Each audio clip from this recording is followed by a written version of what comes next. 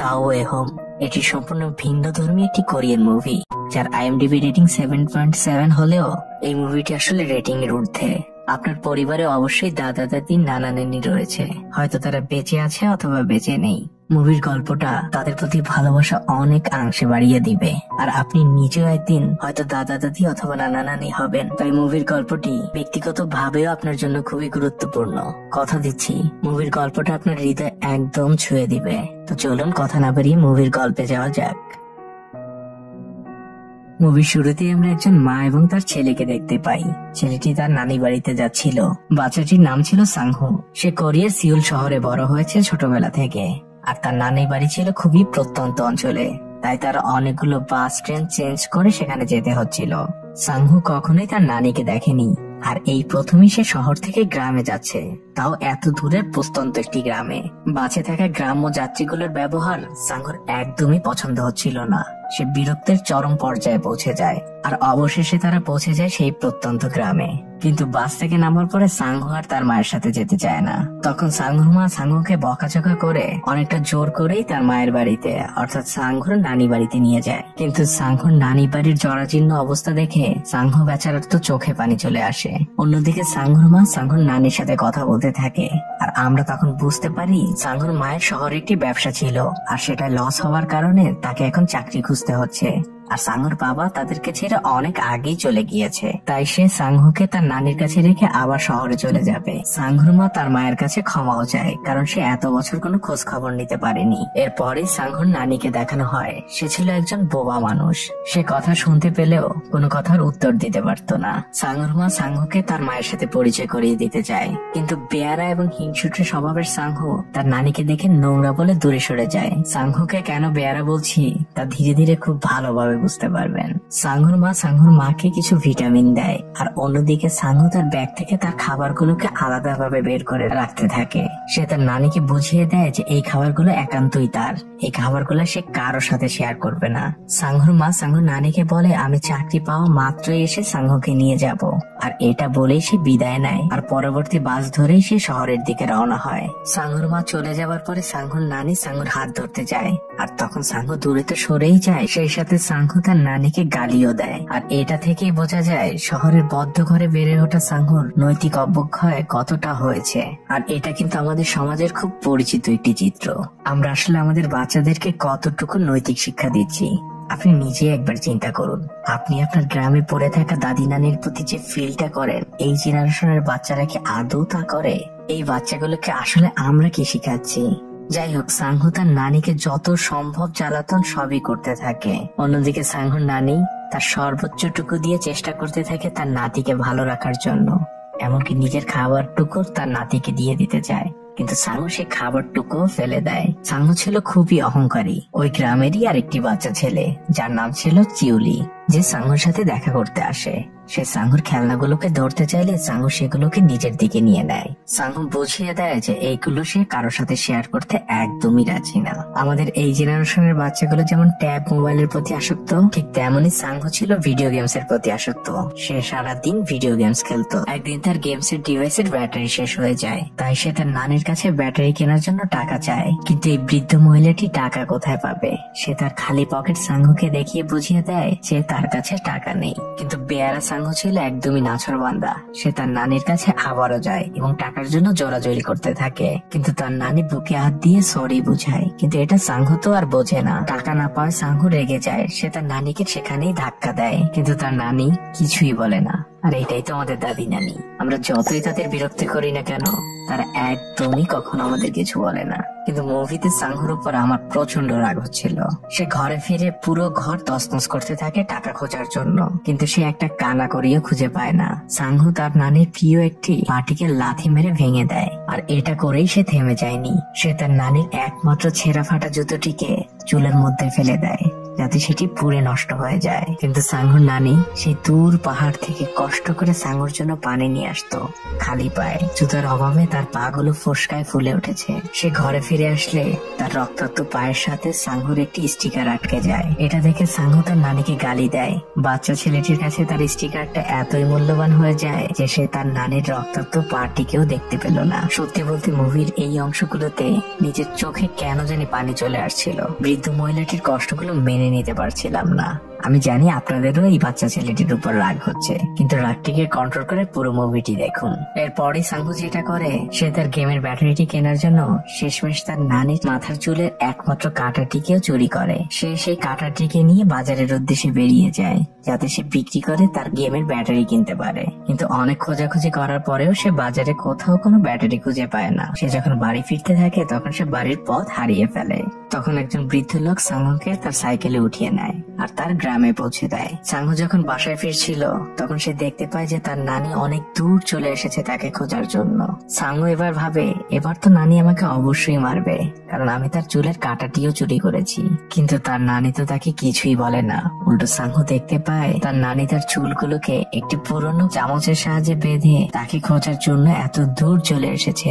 সাংহু তার নানির সাথে বাড়িতে ফিরে আসে। সে ধীরে ধীরে গ্রামীণ পরিবেশের সাথে নিজেকে খাপ খাইয়ে নিচ্ছিল। সাংহুর নানি যখন ইশারার মাধ্যমে সাংহুকে জিজ্ঞেস করে যে সে কি খাবে, তখন সাংহু বলে যে আমি পিৎজা, বার্গার, চিকেন ফ্রাই খেতে চাই। কিন্তু সাংহুর নানি তো আর এসব কিছুই চিনে না। তখন সাংহু তার ব্যাগে থাকা একটি মেনু কার্ড নিয়ে আসে। সাংহু মেনু কার্ড দেখিয়ে তার নানিকে বুঝাতে থাকে। তার নানি শুধু এইটুকু বুঝে যে তার নাতি মুরগি খেতে চায়। বৃদ্ধ নানি তার মাথার ঘাম পায়ে ফেলে উৎপন্ন করা তার ঘরে থাকা শেষ সবজিগুলো নিয়ে বাজারে চলে যায়। সারাদিন কষ্ট করে সেগুলোকে বিক্রি করে সে তার নাতির জন্য মুরগি নিয়ে ঘরে ফেরে। বাসায় ফিরে সে তার নাতির জন্য খুব সুন্দরভাবে মুরগিটিকে রান্না করে। আর সে যখন সাংহুর সামনে সে মুরগিটি দেয়, সাংহুর রাগে মুরগিগুলোকে ফেলে দেয় আর সে কান্না করতে থাকে, কারণ সে তো খেতে চেয়েছিল পিৎজা এবং চিকেন ফ্রাই। কিন্তু বাচ্চা ছেলেটির মাথায় এইটুকু আসলো না যে তার নানি কতটা কষ্ট করে এই মুরগিটা তার জন্য কিনে এনেছে আর কতটা মমতা নিয়ে তার জন্য রান্না করেছে। সাংহু ঘুমিয়ে পড়ে, কিন্তু রাতের বেলা তার প্রচন্ড ক্ষুধা লাগলে সে উঠে ওই মুরগিগুলোকে খুব মজা করে খায়। আর এখন থেকে আপনারা বদলে যাওয়া সাংহুকে দেখতে পাবেন, কারণ তার নানির ভালোবাসা তাকে ধীরে ধীরে ভিতর থেকে বদলে দিচ্ছিল। পরদিন তার নানির প্রচন্ড জ্বর ওঠে। সাংহু তার নানির গায়ে কাঁথা দিয়ে দেয়, তার অনেক সেবা করতে থাকে। সাংহু হাঁটতে বাইরে যায় আর তখন সে দেখতে পায় যে একটি গরু তাড়া করেছে চিউরি নামক সেই ছেলেটিকে। চিউরি নিজেকে বাঁচিয়ে নেয় আর এই উল্লাসে সাংহু এবং সেখানে থাকা আরেকটি মেয়ে খুব খুশি হয়। সেই মেয়েটির নাম ছিল হেইয়ুন। কিন্তু সাংহু উল্লাস করার সময় ভুল করে হেইয়ুনের খেলনাগুলোকে নষ্ট করে দেয়। কিন্তু সাংহু এখনো পুরোপুরি তার ইগো থেকে বের হয়ে আসতে পারেনি, তাই সে হেইয়ুনকে সরি বলতে অনেক লজ্জা পাচ্ছিল। সাংহু এখন প্রত্যেকদিন তার নানির সাথে শহরে যায় সবজি বিক্রি করার জন্য। তার নানি সবজি বিক্রি করে সাংহুকে ভালো রেস্টুরেন্টে তার পছন্দের খাবার খাওয়ায়। খাওয়া দাওয়া শেষে নানি নাতি ওঠে ঘরে ফেরার বাসটিতে। সাংহু অনেকটা বদলে গেলেও পুরোপুরি তো আর একদিনে বদলে যায় না মানুষ। সাংহু বাসে বসে থাকা আরেকটি বাচ্চাকে চকলেট খেতে দেখে তখন সে তার নানিকে ওই চকলেট খাবার আবদার করে। সাংহুর নানির ওই বাচ্চাটির ফেলে দেওয়া চকলেটের প্যাকেটটি নিয়ে পাশের দোকানে যায় সাংহুর জন্য চকলেট কিনতে। সে সাংহুর জন্য চকলেট কিনে নিয়ে আসে। সাংহু সেগুলো নিয়ে বাসের পিছনে যেয়ে বসে থাকে, কিন্তু তার নানি আর বাসে ওঠে না। সাংহুর সাথে সেই হেইয়ুন নামক মেয়েটিও ছিল আর তার সাথে আরেকটি ছেলে। সাংহুর নানি বাসের জানালা থেকে অন্য ছেলেটির হাতে সাংহুর বাসের ভাড়াটি দিয়ে দেয়। সাংহুর নানি সাংহুকে তার ব্যাগটি দিতে চাইলে সাংহু সেটিকে বাইরে ফেলে দেয়, কারণ সাংহু হেইয়ুনের সাথে ওই ছেলেটিকে দেখে প্রথম থেকেই সে মনে মনে অনেক হিংসা করছিল, যার ফলে তার মন মেজাজ খুবই খারাপ ছিল। সাংহুদের বাস গ্রামে ফিরে আসে। সাংহু বাস থেকে নেমে তার নানির জন্য অপেক্ষা করতে থাকে। একের পর এক বাস আসতে থাকে, কিন্তু তার নানি আর আসে না। অনেকক্ষণ পর সে দেখতে পায় দূর থেকে তার নানি হেঁটে হেঁটে গ্রামের দিকে আসছে, কারণ সাংহুকে সেই চকলেটটি কিনে দেওয়ার পরে তার নানির কাছে দুজনের এই গ্রামে ফিরে আসার মতো বাসের ভাড়াটি ছিল না। তাই সে তার নাতিকে বাসে উঠিয়ে পাঠিয়ে দেয় ভাড়া দিয়ে। আর বৃদ্ধ মহিলাটি নিজে এতটা পথ হাঁটতে হাঁটতে আসে। সত্যি এই মুভিটি আমাদের দাদি নানিরা কতটা ত্যাগ স্বীকার করে আমাদের শৈশবকে এতটা কতটা সুন্দর করে তার এক চরম দৃষ্টান্ত। সাংহ তার নানির এই অমূল্য ভালোবাসাকে ধীরে ধীরে খুব ভালোভাবে বুঝতে পারছিল। সাংহ তার পকেটে থাকা একমাত্র চকলেটটি তার নানির ব্যাগে রেখে দেয়। তারা দুজন বাড়ি ফিরতে থাকে। পরদিন সাংহ মিথ্যা গরুর কথা বলে শিউলিকে ভয় দেয়। সাংহ সেখান থেকে পালিয়ে যায়, কিন্তু কিছুক্ষণ পরই সে চিউলির সামনে পড়ে। কিন্তু তখনও সে তার ইগোর কারণে চিউলিকে সরি বলতে পারছিল না। সে তার নানির মতো করে বুকে হাত বুলিয়ে সেখান থেকে দৌড়ে পালিয়ে যায়। হেইয়ুন সাংহদের বাসায় আসে আর সাংহকে বলে যে পরের দিন তার সাথে খেলতে আসতে। আর এটা শোনার পরে সাংহকে আর কে পায়, তার রাতের ঘুমও হারাম হয়ে যায়। পরদিন সে তার খেলনাগুলোকে গুছিয়ে নিয়ে খুব স্টাইল করে বের হতে যায়, কিন্তু তার চুলের স্টাইল তার নিজের কাছে কোনোভাবেই পছন্দ হচ্ছিল না। তখন ঘটে এক মজার ঘটনা। সে তার নানিকে তার চুলগুলোকে কেটে দিতে বলে। তার নানি তার চুলগুলোকে কেটে দেয় তো ঠিকই, কিন্তু সাংহ যখন আয়নে নিজের চুলগুলোকে দেখে তখন সে প্রচন্ড কান্নায় ভেঙে পড়ে, কারণ তাকে দেখে খুবই ফানি লাগছিল।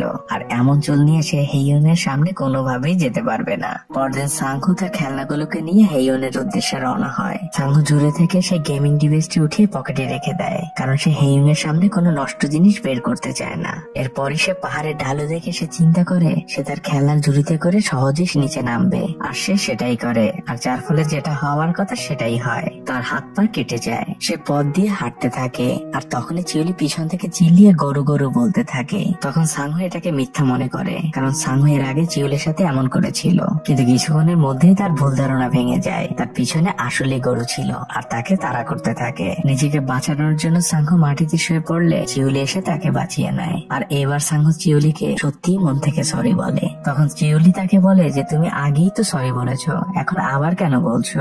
আর এই প্রথমবারের মতো সাংহ বুঝতে পারে তার নানি যে বুকে হাত দিয়ে বুঝাতো আসলে ওটার মানে ছিল সরি। সাংহ আর খেলতে যায় না। সে বাড়ি ফেরার পথ ধরে হঠাৎই তার গেমিং ডিভাইসের কথা মনে পড়ে যায়। সে গেমিং ডিভাইসটি বের করে চেক করতে যে আসলে ওটা ভেঙে গিয়েছে কিনা। তখন সাংহ দেখতে পায় তার নানি ওই ডিভাইসটির সাথে কিছু টাকা রেখে দিয়েছে, যাতে করে সাংহ নতুন একটি ব্যাটারি কিনতে পারে। আর সাংহ যখন এটা দেখে তার চোখ থেকে পানি টপ টপ করে পড়তে থাকে। সে বুঝতে পারে যে তার নানি আসলে তাকে কতটা ভালোবাসে, আর সে তার নানির সাথে এতদিন কত খারাপ ব্যবহারই না করেছে।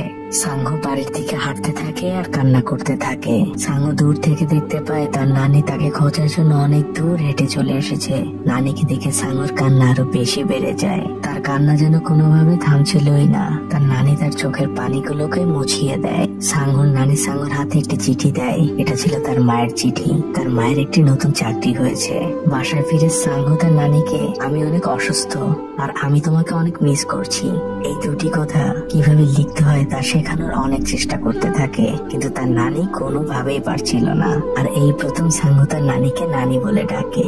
সাংহ তার নানিকে বলে তুমি অসুস্থ হলে আমাকে একটি সাদা কাগজ পাঠিয়ে দিও, আমি বুঝে যাবো তুমি অসুস্থ, আর আমি পৃথিবী যেখানেই থাকি না কেন আমি তোমার কাছে ছুটে চলে আসবো। সাংহ কান্না করতে থাকে, কারণ সে চিন্তা করতে থাকে তার এই অসহায় বৃদ্ধ নানি কাল থেকে কি করবে, কিভাবে সে একা একা শহরে যাবে সবজি বিক্রি করতে। বাচ্চা ছেলে সাংহর কান্না দেখে তার বৃদ্ধ নানিও কেঁদে ফেলে। সাংহর নানি ঘুমিয়ে গেলে সাংহ তার নানির জন্য শুয়ের মধ্যে অনেকগুলো সুতো গেঁথে রাখে, কারণ তার নানির এই শুয়ে সুতো ঢুকাতে খুব কষ্ট হতো। পরদিন সাংহর চলে যাওয়ার দিন। তার মা এসেছে তাকে নিয়ে যেতে। সাংহর নানিও আসে বাস স্ট্যান্ডে তাদের বিদায় দিতে। তারা বাসের জন্য অপেক্ষা করতে থাকে। সাংহর মা সাংহকে জিজ্ঞেস করে তোমাকে তোমার নানিকে কিছু বলার রয়েছে? সাংহ কোনো কিছুই বলে না। সে চুপ করে পাশে দাঁড়িয়ে থাকে। কিছুক্ষণ পরে বাস সেখানে চলে আসে। সাংহ এবং তার মা বাসে উঠে যায়। খানিক বাদে সাংহ আবারও বাস থেকে নামে আর তার নানিকে তার পছন্দের কিছু গেমের কার্ড দেয়। তার নানি জানতো এই গেমের কার্ডগুলো সাংহর কাছে জীবনের থেকেও প্রিয়, তাই সে জানালায় টোকা দিতে থাকে ওই গেমের কার্ডগুলোকে ফিরিয়ে দিতে। কিন্তু সাংহ তার নানির দিকে একবারের জন্য তাকায় না, কারণ সে যদি তার নানির দিকে তাকায় তাহলে সে তার কান্নাকে আর আটকে রাখতে পারবে না। বাস চলতে শুরু করে। সাংহ দৌড়ে বাসের পিছনে চলে আসে আর সে হাত দিয়ে তার নানির মতো করে বুকে দেখায় যে সরি। বাস চলে যায় শহরের দিকে আর বৃদ্ধ একাকী মহিলাটি তার বাড়ি ফেরার পথ ধরে। আর আমরা জানি না এরপরে সাংহ আর তার নানির জীবনে কি হয়েছিল। আর এই অসমাপ্ত গল্পের মাধ্যমে এই মুভিটি এখানে শেষ হয়ে যায়। বৃদ্ধ মানুষগুলো আসলে প্রচন্ড একা, যেটা হয় হয়তো আমরা ব্যস্ততার কারণে অনেক সময় বুঝতে পারি না, কিন্তু একবার ভাবুন, আজ থেকে 30 থেকে 40 বছর পরে আপনিও কিন্তু আপনার দাদি নানির জায়গায় চলে আসবেন। আজ হয়তো আপনার পাশের বৃদ্ধ লোকটি ঘরের কোনায় চুপচাপ অসহায়ের মতো পড়ে থাকে। হয়তো আপনি অনেক ব্যস্ত, পড়াশোনা, আড্ডা, জব, বিজনেস, কত কিছু নিয়ে না আপনি এখন ব্যস্ত, কিন্তু আপনার চোখের সামনের ওই বৃদ্ধ লোকটিও কিন্তু একটা টাইমে আপনার বয়সী ছিল। সেও কিন্তু অনেক ব্যস্ত থাকতো, আজ সে অনেক একা। আপনি আপনার পরিবারের বৃদ্ধ লোকটিকেও সময় দিন, কারণ আপনি একদিন বৃদ্ধ হবেন। আজ আপনি তাদের সাথে যে ব্যবহারটি করবেন, 40 থেকে 50 বছর পরে হয়তো উপরওয়ালা আপনাকে সেই ব্যবহারটি ফিরিয়ে দিবেন। আজ এই পর্যন্তই। আপনাদের মতামত অবশ্যই কমেন্টস করে জানাবেন, আমি আপনাদের প্রত্যেকটা কমেন্টস পড়ি। আর ভালো লাগলে ভিডিওটিকে লাইকের পাশাপাশি সাবস্ক্রাইবও করে দিবেন। তো ভালো থাকবেন সবাই, আজকের মতো বিদায়।